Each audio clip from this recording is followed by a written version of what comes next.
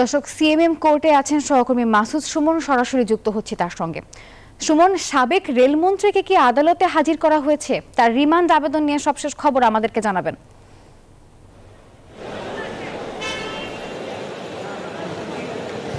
ধন্যবাদ নাফিসা। সাবেক রেলমন্ত্রীকে কিন্তু এখনও আদালতে তোলা হয়নি। আমরা যেমনটি শুনেছিলাম যে এখানে নিয়ে আসা হয়েছে, আমরা দেখেছি, আপনাদের দেখাচ্ছি যে এখানে কিন্তু কয়েক স্তরের নিরাপত্তা ব্যবস্থা গ্রহণ করা হয়েছে। আর সকাল থেকেই আপনারা জানেন, যেমনটি বলছিলেন যে আজ কিন্তু বেশ কয়েকজনকে রাজনৈতিক নেতা এবং পুলিশের ঊর্ধ্বতন কর্মকর্তাকে কিন্তু এখানে আদালতে তোলা হয়। ফলে এখন যেমনটি দেখেছি নিরাপত্তা ব্যবস্থাটি এখনও রয়েছে। আমরা শুনেছি সাবেক রেলমন্ত্রীকে নিয়ে আসা হয়েছে এই সিএমএম কোর্টে। একটু পরে তাকে শুনেছি বিকেল ৩টা নাগাদ তাকে আদালতে তোলা হবে এবং ৫ দিন রিমান্ড চাওয়া হবে যাত্রাবাড়ি থানায় হত্যা মামলায়। আপনাদের আরও জানিয়ে রাখি, সাবেক ২ পুলিশ আইজিপি শহীদুল হক এবং আব্দুল আল মামুনকে কিন্তু কিছুক্ষণ আগেই আদালতে তোলা হয়েছিল।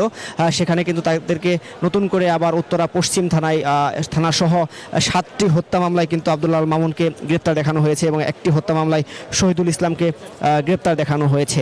পাশাপাশি আপনাদের আরেকটি বিষয় জানিয়ে রাখি, 2018 সালে মির্জা আব্বাসকে হত্যা চেষ্টায় মামলায় কিন্তু আজ আদালতে তোলা হয়েছিল রাশেদ খান মেননকে। তাকেও কিন্তু আবার 3 দিনের রিমান্ড দিয়েছে আদালত।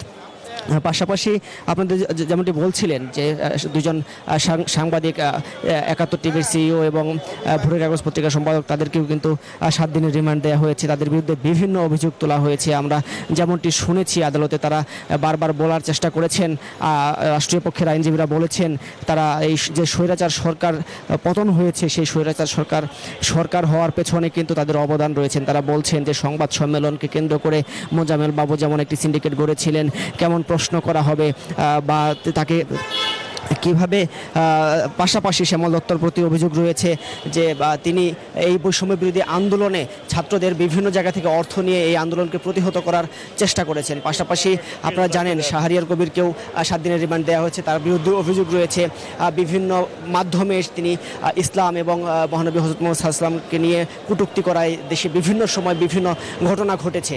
পাশাপাশি তিনি যে বই লিখেছেন সেই বইয়েও বিভিন্ন ধরনের উস্কানিমূলক কথাবার্তা থাকা, এইসব বিষয়ে তাদেরকে 7 দিন করে রিমান্ড দিয়েছে এবং রাষ্ট্রপক্ষের আইনজীবী 10 দিনের রিমান্ড চেয়েছিল। এই ছিল আমার কাছে সিএমএম কোর্ট থেকে সর্বশেষ। নাফিসা, ধন্যবাদ।